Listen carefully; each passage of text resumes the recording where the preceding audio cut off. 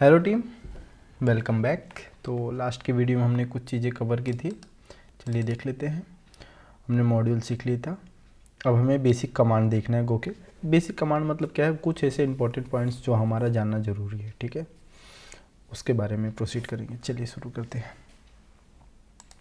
एक फ़ाइल बना लेंगे फिर से हम अपना नया ब्रांच बनाएंगे, एक फ़ोल्डर बनाएंगे। पहला काम ना फोल्डर बनाने से पहले नया ब्रांच बनाएंगे ना भाई, क्योंकि वो फोल्डर बनाएंगे तो मेन में ही बन जाएगा ना। हमें तो नए ब्रांच पे काम करना है। होपफुली अब आपको ये कमांड भी याद हो गया होगा, git checkout -b, जो भी ब्रांच का नेम देना है। तो गो बेसिक कमांड दे दे, बेसिक cmds। ओके, नया ब्रांच बन गया। अब इसमें एक फ़ोल्डर बना लेते हैं। एक नया फ़ोल्डर बनाएंगे, गो कमांड्स करके बना लिया। एक चीज़ मैं एक रूल फॉलो नहीं कर रहा हूँ, और यही रूल है, camel casing. Okay, camel casing से थोड़ा इजीली समझ में आने लगता है ना, लेकिन फर्स्ट लेटर स्मॉल ही रख रहा हूँ। वो क्या है, एलिगेंट तरीका है कोडिंग का। पहला लाइन पैकेज आएगा हमेशा, मेन नॉन मेन। मेन बनाएंगे क्योंकि हमें अपने फाइल को रन भी करना है। नॉन मेन बना देंगे तो रन नहीं कर पाएंगे, सिर्फ इंपोर्ट कर पाएंगे। वो चीज़ें आगे है, टेंशन लेने वाली बात नहीं, अच्छे से स्लोली अच्छे एग्जाम्पल के साथ।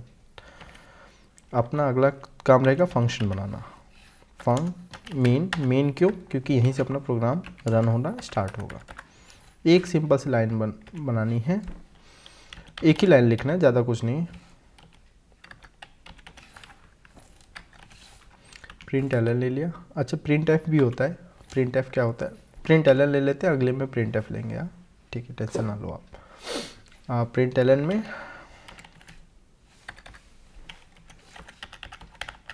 रनिंग गो बेसिक कमांड और टेस्टिंग गो बेसिक कमांड।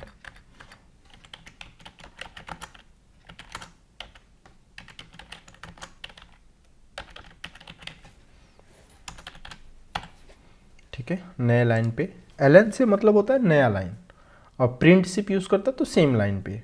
मतलब कैसा है, प्रिंट किया उसी लाइन पे रहेगा। ये क्या करेगा, प्रिंट करेगा, नए लाइन पे चला जाएगा। छोटी छोटी चीज़ें। अच्छा, गो में ऐसा भी है कि अब जैसे पॉइंटर में ले जाके हवर कर रहा हूँ तो पूरा वीएस कोड उसका मतलब डिफिनेशन सब बता रहा है। ये भी बता रहा है कि ये करता क्या है, ये ले क्या रहा है, और रिटर्न में दो चीज़ें दे रहा है।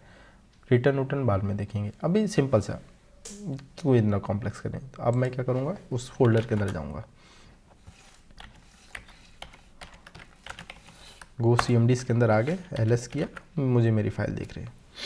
अब इसको हम रन करते थे तो उसका कमांड आपको पता था, गो रन मेन डॉट गो किया।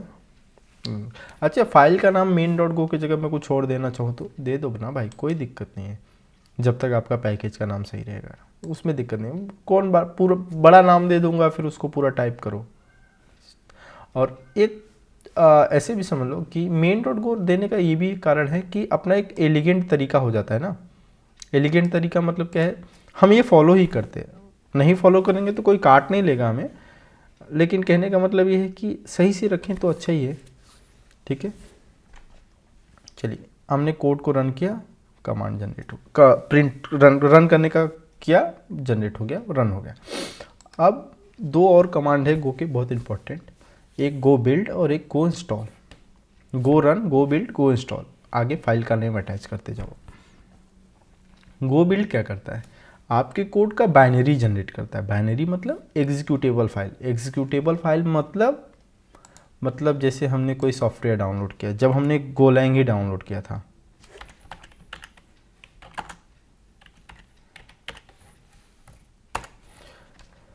डाउनलोड गोलैंग पे जब हम गए थे और हमने गोलैंग को डाउनलोड किया था तो एक फ़ाइल डाउनलोड हुई थी।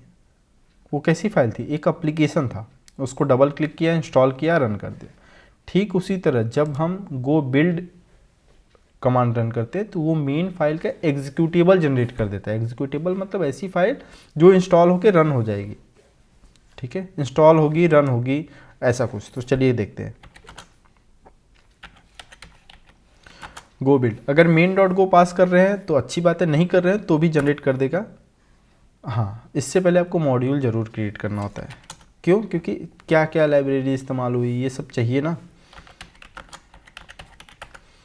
गो मॉड इनिट,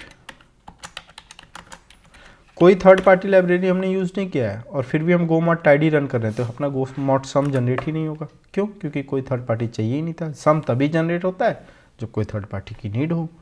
ये लास्ट टाइम की वीडियो में अपने साथ हमने डायरेक्ट टाइडी रन कर दिया था और एक थर्ड पार्टी थी भी हमारे पास, तो फाइल सम जनरेट होते हुए हमें दिख गया था। इस बार नहीं हुआ। क्यों? क्योंकि भाई कोई थर्ड पार्टी लाइब्रेरी है ही नहीं। अब हम गो बिल्ड टाइप करेंगे। अच्छा, गो बिल्ड टाइप कर रहे हैं, फाइल का नाम नहीं दे रहे हैं, बाय डिफ़ॉल्ट मेन लेके चलता है। ठीक है, बाय डिफ़ॉल्ट ये मेन लेके चलता है। अगर मेन के अलावा कोई और नाम दिया होता तो फाइल का नाम देना पड़ता है। गो बिल्ड टाइप किया, यहाँ पे देखो गो cmds करके एक फाइल जनरेट हुई। ये क्या है? ये एक एप्लीकेशन हो गया। इसको डबल क्लिक करके अगर हम रन करेंगे तो अपना ये जैसे नॉर्मल एक सॉफ्टवेयर चलता है ना, एकदम वैसे ही चलेगा। चलिए देखते हैं। ये अपना कोडिंग कॉन्सेप्ट था ना। हाँ, कौन सा है? गो कमांड्स में है अपन। इसमें देखो एक गो cmd exe फाइल जनरेट हुई। इसको डबल क्लिक करके रन किया, टेस्टिंग द बेसिक कमांड्स। ये जो अपना एप्लीकेशन था बस इतना ही करता था, तो उतना ही किया, लेकिन आपको दिख गया कि हाँ भाई ये एप्लीकेशन रन हुआ है, एक सॉफ्टवेयर रन हुआ है। छोटा सा ही काम कर रहा है लेकिन है सॉफ्टवेयर। तो ये हो गया गो का बेसिक कमांड। अब गो बिल्ड क्या करता है आपको समझ में आया कि वो आपके कोड का एक सॉफ्टवेयर बना के, उसका बाइनरी बना के आपके उसी फोल्डर स्ट्रक्चर में रख देता है। गो इंस्टॉल करके भी एक चीज़ होती है। अब जैसे जो मेरा बाइनरी जनरेट हुआ, अभी मैं उसको रन करने का कोशिश करूँ, उसका फाइल नेम क्या था? गो कमांड्स ना। तो ऐसा करूँगा क्योंकि एक एप्लीकेशन है।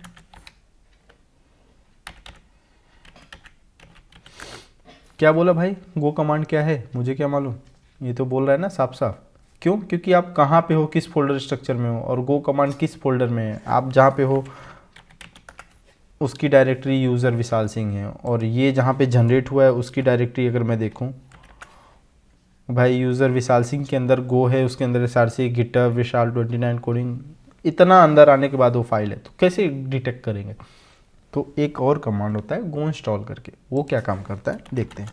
इसको डिलीट कर देते हैं, नहीं तो आप कंफ्यूज हो गए। ठीक है, इसको डिलीट कर देते हैं। गो इंस्टॉल का भी वही काम है जो गो बिल्ड का काम है। जैसे गो बिल्ड ने बाइनरी जनरेट किया था, गो इंस्टॉल भी करेगा, लेकिन गो बिल्ड और गो इंस्टॉल का लोकेशन डिफरेंट रहेगा जनरेट करने का। अभी मैं विशाल सिंह के अंदर चला गया, गो बिन के अंदर आ गया। इसमें आपको कहीं पे दिख रहा है गो cmd, ये जो कमांड्स जनरेट हुआ था? नहीं, बाइनरी फोल्डर है।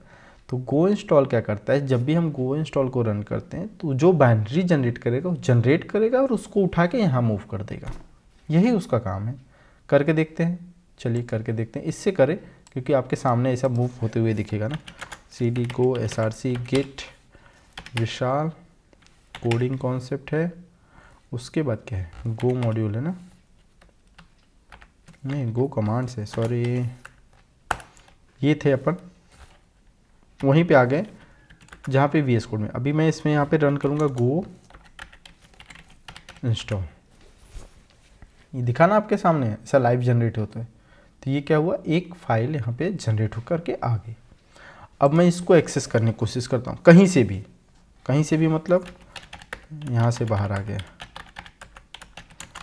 सॉरी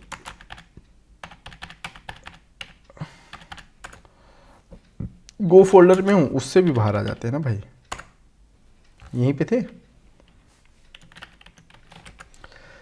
अब मैं इसको रन करने की कोशिश करता हूँ।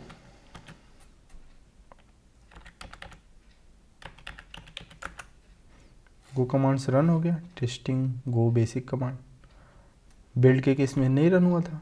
क्यों? क्योंकि ये इंस्टॉल वाले ने क्या काम किया, बाइनरी को उठाई जो जनरेट किया था उसको उठा के बिन फोल्डर में डाल दिया। बिन फोल्डर में जितनी भी चीज़ें हैं वो कहीं से भी एक्सेसिबल है। ठीक है, वो कहीं से भी हम एक्सेस कर सकते हैं, यही बिन फोल्डर की खास बात है।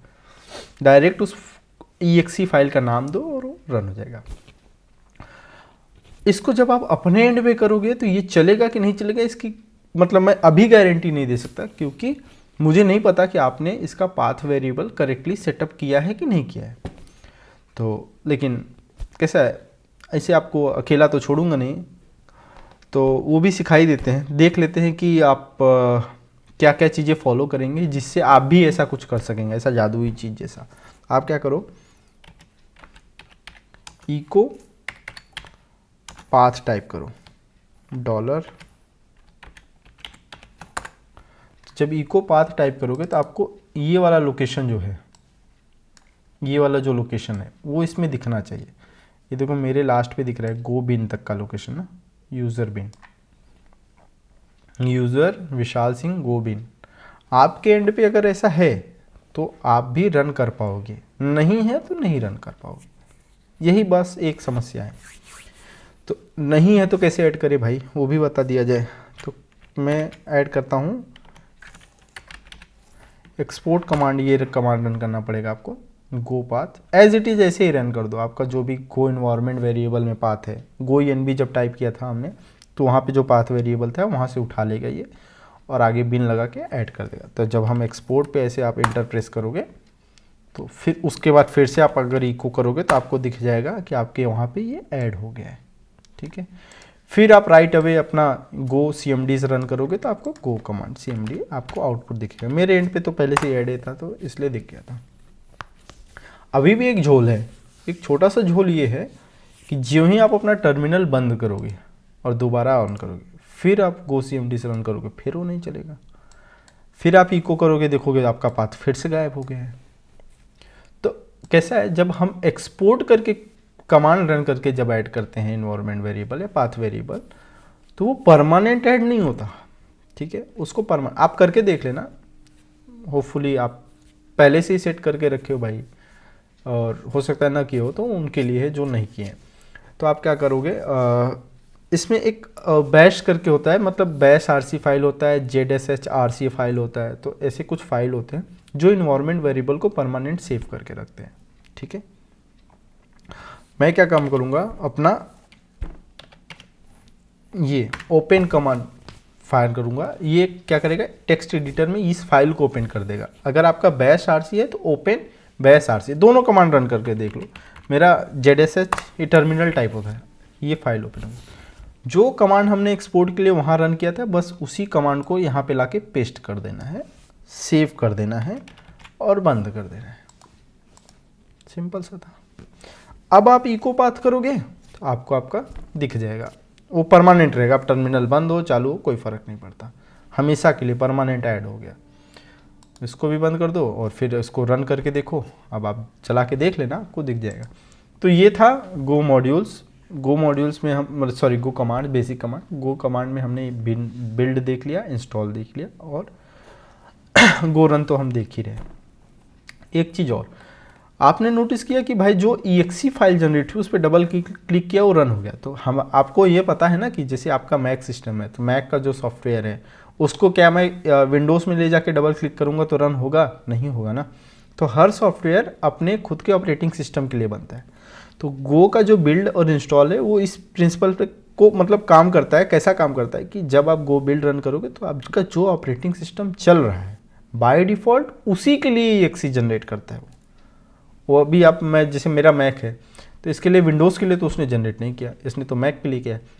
उसमें भी कुछ ऐसे कमांड है जिसमें हम अटैच कर दें, मतलब कुछ ऐसे फ्लैग है पास कर दें जिसमें हम ऑपरेटिंग सिस्टम भी डिसाइड कर सकते हैं। जैसे अपना देखते हैं, गूगल कर लेते हैं या फिर मैंने कर भी रखा है तो ऐसे कर लेते हैं। जाते हैं उस फोल्डर पे,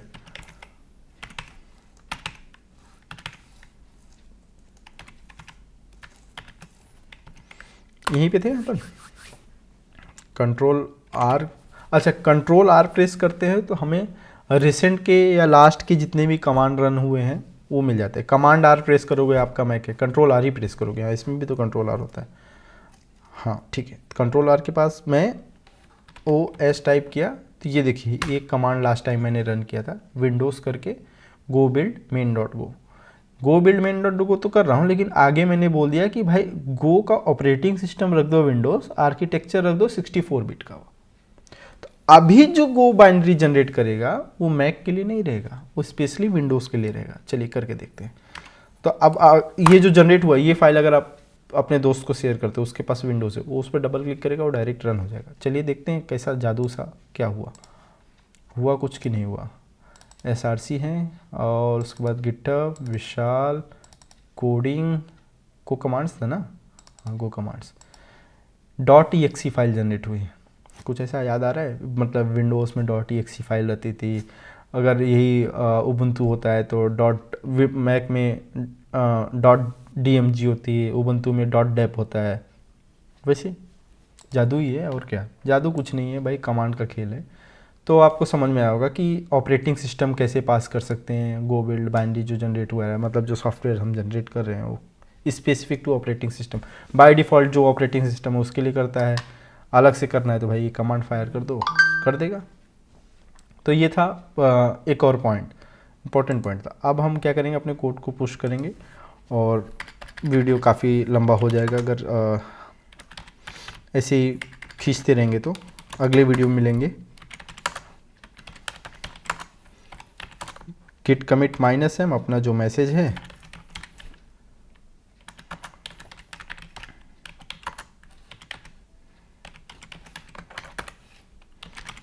बेसिक कमांड में ही पुश करना है।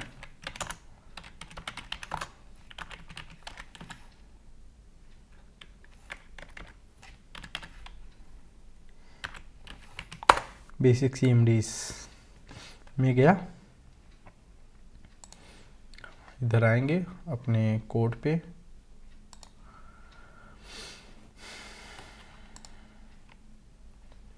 आया बेसिक CMDs। अच्छा नहीं, मैं इसेंशियल्स के अंदर आ गया, सॉरी। रिपोजिटरी, अपनी रिपोजिटरी थी कोडिंग कॉन्सेप्ट ना, आ गया। बेसिक CMDs कंपेयर करना है, क्रिएट पुल रिक्वेस्ट है।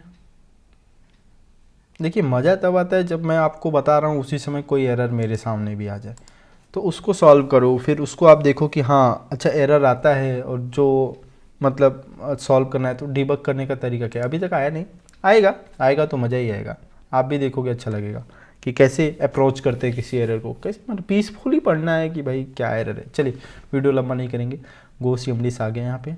अभी हमें अपने मेन ब्रांच में जाना है। ये 1 चेंजेस अभी भी दिखा रहा है, क्यों दिखा रहा है आज का? ओके, डिलीट कर दिया हमने उस चेंजेस को, अननेसेसरी था, मेरे मैक का है, वो है समस्या है भाई, वो फाइल एक जनरेट करता है cd डॉट। और अभी हमें किस ब्रांच में जाना है? मेन में जाना है। मेन में गए, गो CMDs गायब हो जाएगा, गो CMDs गायब हो गया।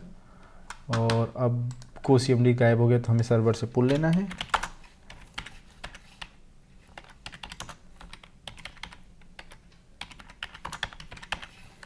git pull origin मेन आ गया। गो CMDs हमने प्रैक्टिस भी कर ली। रीडमी फाइल में हम क्या करेंगे, एक्सपोर्ट वाला कमांड अटैच कर देंगे, ताकि मतलब किसी को ऐसा करना हो, ये सारे कमांड्स जो हम ऐसे प्रैक्टिस करते चल रहे हैं हम इसमें ऐड करते चलेंगे। ठीक है, ये हो गया गो बिल्ड ऑपरेटिंग सिस्टम के लिए हो गया, और हमने एक्सपोर्ट का भी कमांड रन किया था। ओके,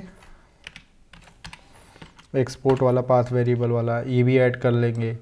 तो इससे क्या रहेगा, मतलब एक मेमोराइज़ करने की ज़रूरत नहीं है, लेकिन हाँ कहने का मतलब रहेगा कि रखे रहेंगे तो कभी भी काम आएगा, तुरंत इस रिपोजिटरी में आएंगे, प्रैक्टिस के तौर पे उठा के कर लेंगे। 2 चेंजेस है, इसको भी मेन में ही पुश कर दे रहा हूँ क्योंकि ये कोई वो नहीं है,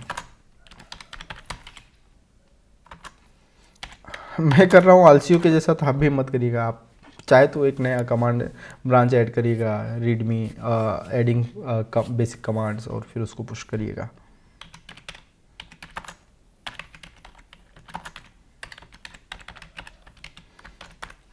और फिर गिट पुश ओरिजिन में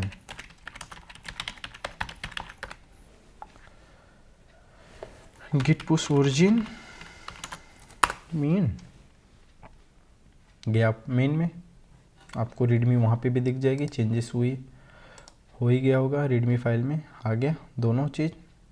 ठीक है, चलिए अगली वीडियो में मिलते हैं। थैंक्स गाइस टीम, आप एक्सपेरिमेंट करते चलिएगा। अपने को एक चीज़ और मुझे बताना था, आप हिंदी चैनल रेफ़र कर रहे हैं इस वक्त, ये मान के मैं चल रहा हूँ कि आपका इंग्लिश वीक है, लेकिन आप अपने इंग्लिश पे काम कर रहे हो, छोड़ नहीं दिए उसको। क्योंकि एट द एंड हमें कैसा है, इंटरव्यू की भी मैं प्रैक्टिस कराऊंगा, ये सारी चीज़ें कराऊंगा, तो उसमें क्या है, चाहिए कि आपका इंग्लिश कंपलसरी है भाई, उस वक्त चाहिए ही होगा। तो आप कर रहे हो हिंदी बेटर अंडरस्टैंडिंग के लिए, अपने मदर टंग में ज़्यादा समझ में आता है, ठीक है, समझ में आ रहा है मुझे, लेकिन इंग्लिश को छोड़ना नहीं है, आप उसको प्रैक्टिस करते चलो। हाँ ठीक है, चलिए मिलते हैं टीम अगली वीडियो में। थैंक्स फॉर वॉचिंग, अप्रिशिएट करिएगा। Thank you.